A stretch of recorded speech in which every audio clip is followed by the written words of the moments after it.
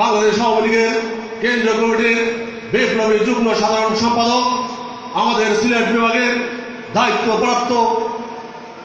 যুগ্ম সাধারণ সম্পাদক, আমার প্রিয় নেতা জনাব মাহমুদ আলম হানিফ এমপি মঞ্চে উপস্থিত আছেন। বৃহত্তর সিলেটের দায়িত্বপ্রাপ্ত সাংগঠনিক সম্পাদক, ছাত্র জীবন থেকে যিনি রাজনীতি করে এসেছেন আমার প্রিয় নেতা জনাব আহমদ হোসেন সাহেব মঞ্চে উপস্থিত আছেন। আমার আরেক প্রিয় নেতা, সিলেটের অহংকার, সিলেটের কৃষি সন্তান, সিলেট বিভাগের সাবেক সাংগঠনিক সম্পাদক এবং বর্তমান ময়মনসিংহ বিভাগের সাংগঠনিক সম্পাদক প্রিয় নেতা জনাব অ্যাডভোকেট মিসবাহউদ্দিন সাহেব সহ বিভিন্ন সংসদ সদস্যবৃন্দ, হবিগঞ্জ জেলা পরিষদের সম্মানিত চেয়ারম্যান, সুনামগঞ্জ জেলা আওয়ামী লীগের বিপ্লবী সহসভাপতি,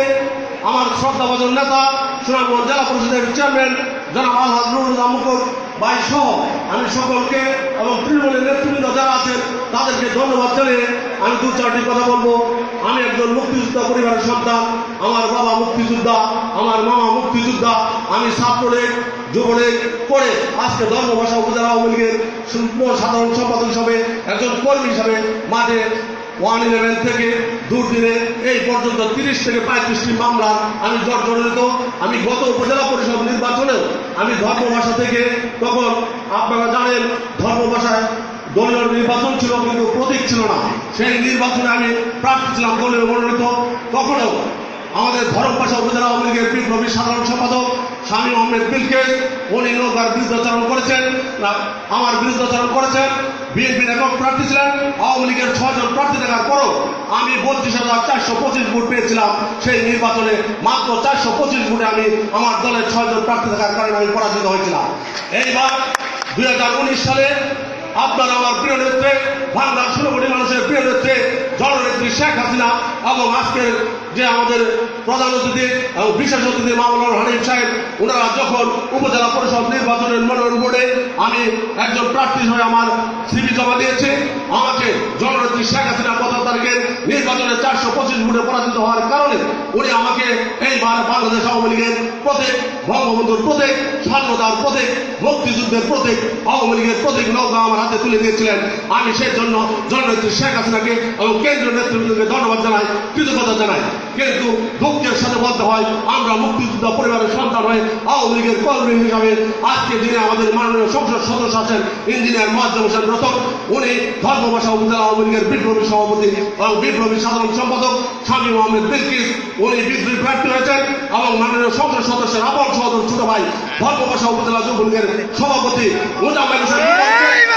প্রার্থী করে আমার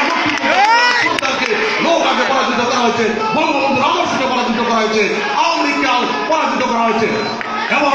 মোয়াজ্জেম হোসেন রতন আপনারা জানেন 2018 আগে উনি আওয়ামী লীগের রাজনীতি করেন নাই, ওনার পরিবারকে আপনারা সংসদে আওয়ামী লীগের তৃণমূলের প্রতিনিধি দিয়ে সারা ধর্মভাষা রায়পুর জামালগঞ্জ মন্ত্র করে আপনারা গোয়েন্দা রিপোর্ট আনেন। উনি যদি 2018 আগে উনি ওনার পরিবার বিরুদ্ধে আওয়ামী লীগ করে থাকেন, তাহলে আমি রাজনীতি থেকে জুতার মালা করে সুনামগঞ্জ জেলা থেকে পাশাপাশি উনি সুনামগঞ্জ এক আসনকে উনার পরিবারতন্ত্র, উনি উপজেলা আওয়ামী লীগের সভাপতি এবং মেম্বার অফ পার্লামেন্ট, উনার ভাই উপজেলা চেয়ারম্যান আওয়ামী লীগের বিদ্রোহী প্রার্থী এবং উপজেলা যুবলীগের সভাপতি, উনার আরেক ভাই বড় ভাই আপন বড় ভাই উপজেলা আওয়ামী লীগের ধর্ম বিষয়ক সম্পাদক হাজি মাসুদ, উনার আরেক ভাই উপজেলা ছাত্রলীগের যুগ্ম সাধারণ সম্পাদক, উনার এক চাচা আপনার পাইবাড়ি ইউনিয়ন আওয়ামী লীগের বিপ্লবী সাধারণ সম্পাদক, উনার আরেক চাচা জয়শ্রী ইউনিয়ন আওয়ামী লীগের সাধারণ সম্পাদক, উনার আরেক ভাই জাতীয় শ্রমিক লীগের সহসভাপতি। উনি পরিবারতন্ত্র করে সুনামগঞ্জ এক আসনকে উনি চিহ্ন বিচ্ছিন্ন করে দিয়েছেন এবং তারপরের জাদুঘরের নদী যেখানে প্রতিদিন নিউজ আসছে আপনার সেটা বটবাজারকে সেখানে চাঁদাবাজি করেছে, যে ভালো সিলেকশন ঢাকা শহরে গেলে আপনার 10 থেকে 20 টাকার মধ্যে পাওয়া যায়, সেই চাঁদাবাজের মূল নায়ক সুনামগঞ্জের 5টি আসন হচ্ছে মাননীয় সংসদ সদস্যবৃন্দ, 4 জনের মধ্যে 4 জন অত্যন্ত লিডার ক্লিন এবং সুনামগঞ্জের চাঁদাবাজির নায়ক মোয়াজ্জেম হোসেন রতন। পাশাপাশি উনি নব্য বিএনপি এবং জামাত যারা আছেন তারপরে উপজেলা বিএনপির অন্যতম নেতা বুরহান চেয়ারম্যান, ধর্মভাষায় ইসলাম হোসেন চৌধুরী শপথ, যে ডাক্তার রবি চৌধুরী বিএনপির উপজেলা বিএনপির সভাপতি এবং চৌধুরী স্বপনকে উনি দলে যোগদান করে এভাবে যদি অগণিত নাম বলি জামাতগঞ্জে অনেক বিএনপি এবং জামাত জুলুমিয়া রাজাকার তাদেরকে নিয়ে চলাচল আওয়ামী লীগকে মাইনাস করে আজকে কেন্দ্রীয় নেতৃবৃন্দের কাছে আমি উদাত্ত আহ্বান রাখতে চাই, মাননীয় প্রধান অতিথি এবং বিশেষ অতিথি নেত্রীকে আপনারা বলবেন আমরা সুনামগঞ্জ এক আসনে যে কোনো একজন আওয়ামী লীগের বঙ্গবন্ধুর আদর্শের সৈনিককে আপনারা আগামীতে মনোনয়ন দিবেন এবং সুনামগঞ্জ এক আসনকে দুর্নীতিবাদ এবং লুটেরা এবং পরিবারতন্ত্র থেকে আপনি আমাদেরকে মুক্তি দিবেন সুনামগঞ্জ এক আসনের নেতৃবৃন্দকে। আপনারা জানেন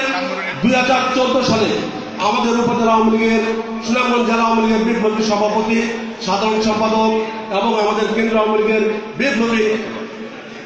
বিপ্লবী সাংগঠনিক সম্পাদক নাজমুদ্দিন সিরাজ সাহেব ধর্মবাসা উপজেলা আওয়ামী লীগের সম্মেলন করেছিলেন ত্রিবার্ষিক।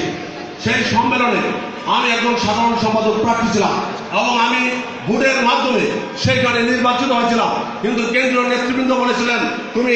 বয়সে নবীন, আমার নেতা আহমদ হোসেন ভাই আছেন, উনি আমাকে বলেছিলেন তুই বয়সে নবীন, তোমার অনেক সময় আছে, অনেক সিনিয়র আছেন, তুমি তাদেরকে সময় দাও। সেই কারণে সেদিন স্বামী আহমেদ বিদ্যুৎকে সাধারণ সম্পাদক করে রেখে এসেছিলেন, পরবর্তীতে তোমাকে সুযোগ দেওয়া হবে। আমি আমার সিনিয়র নেতৃবৃন্দের সেই সিদ্ধান্ত মেনে নিয়েছিলাম। আজকে 2014 পরে আজকে 2014 আপনি স্বামী আহমেদ বিলকেস নৌকার বিরুদ্ধে নির্বাচন করেছেন, আপনি কখনো নৌকার পক্ষে থাকেন না, আপনি কথা বলবেন না। আজকে ধর্মভাষা উপজেলা আওয়ামী লীগের কমিটি ভেঙে আগামী সম্মেলন একটু অবাধ সুন্দর সুস্থ নির্বাচন করার জন্য আমি আহ্বান রেখেই আমি সঠিক সবাইকে সালাম আদাব শুভেচ্ছা জানিয়ে আমি আমার বক্তব্য শেষ করছি। জয় বাংলা, জয় বঙ্গবন্ধু, জয় অন্তর্বর্তী শেখ হাসিনা। ধন্যবাদ।